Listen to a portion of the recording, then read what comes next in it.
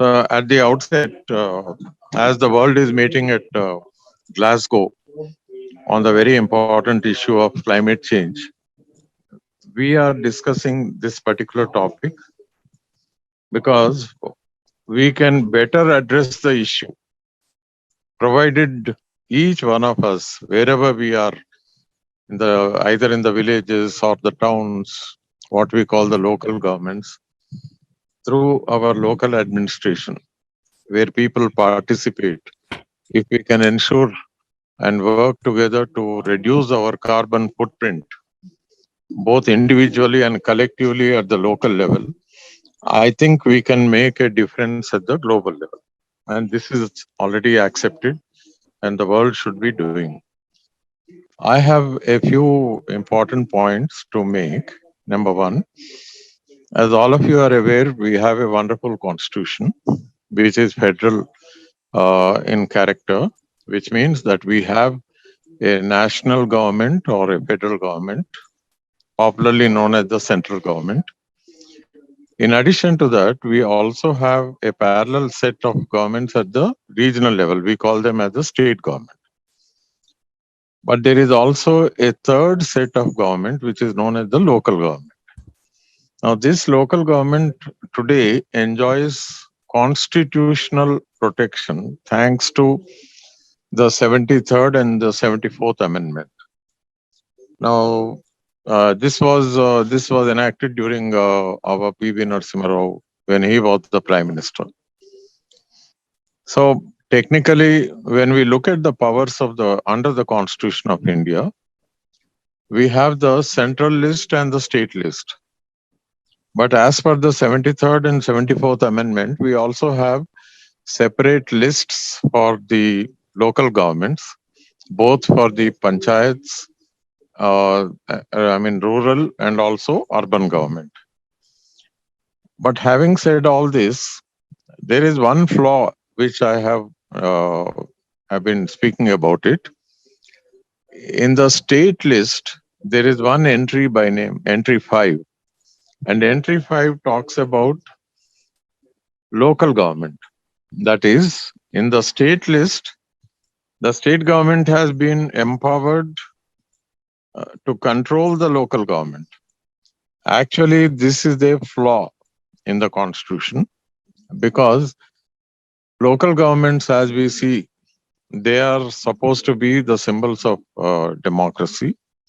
Because particularly when it comes to the panchayat governments, local governments in the villages, we have the concept of direct democracy in the form of Grama Sabha. Now, India is a constitutional democracy, and we have, as per the Supreme Court orders, several times repeated, there is what is known as the basic structure of the constitution.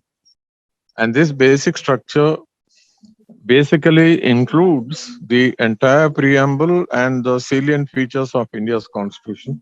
And democracy definitely is one of the most important basic structure.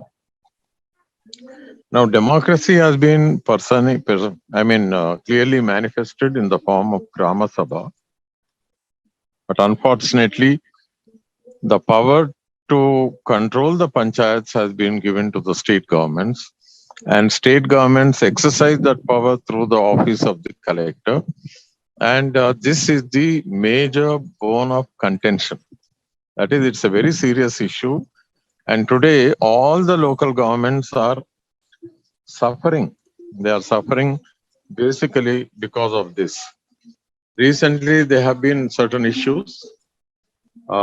We have seen the collectors dismissing local governments. Basically, the members who are elected by the people, they have to exercise their power. See, most often what we notice is the elected members, they begin to lose their power because they are not exercising. But actually here I would like to make a mention of the very famous Supreme Court order which has come from the American Supreme Court. The Grama Sabha has to ensure that the people of the village live on a sustainable basis. But unfortunately in India, the villages the Gram Panchayats, the third set of government, constitutionally they are very powerful, but in reality, the state governments are suppressing the local bodies. MD of the Metro Water Works or the sewerage board or the garbage, what we call, except the collection part they have, but the follow-up activity, it's not in their hands. They have no control over the offices of the magistrates in the city. Nothing is in their power. In fact, even they are powerless when it comes to, if suppose the municipal corporation wants to protect the water bodies, even that small thing also they can't.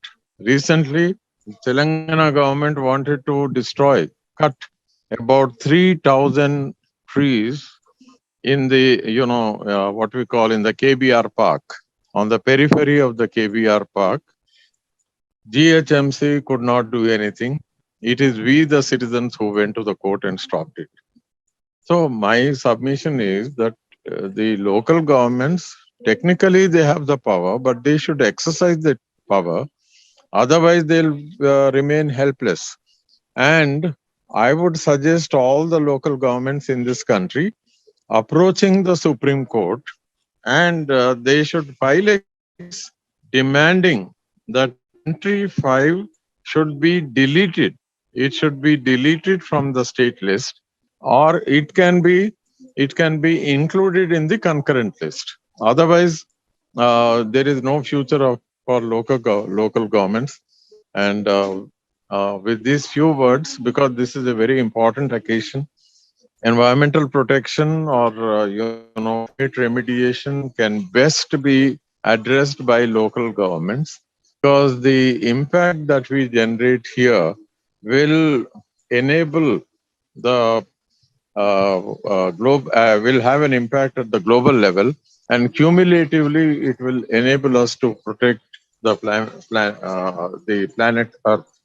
I thank my friend Dr. Prabhakar Reddy, who is a leading economist, for giving me this wonderful opportunity. Thank you very much, sir.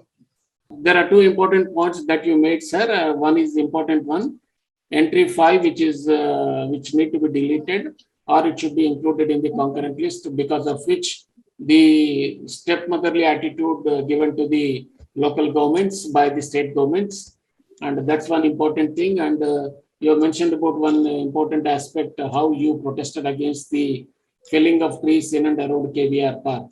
And another important thing is that unless the panchayats, they equip themselves and come forward and exercise their powers, they'll become helpless, as you rightly said. So I think in this context, the CGR can take up some kind of activity towards strengthening these panchayats by building the capacities of elected representatives and making a network at a state level and for both Telugu states, and take them forward so that they will be able to assert, secure whatever they supposed to get in due course. So that can be taken as an action plan after the program. And thank you so much for your nice words. Thank you. Thank you, sir. Thank you, sir. You. Thank you, sir.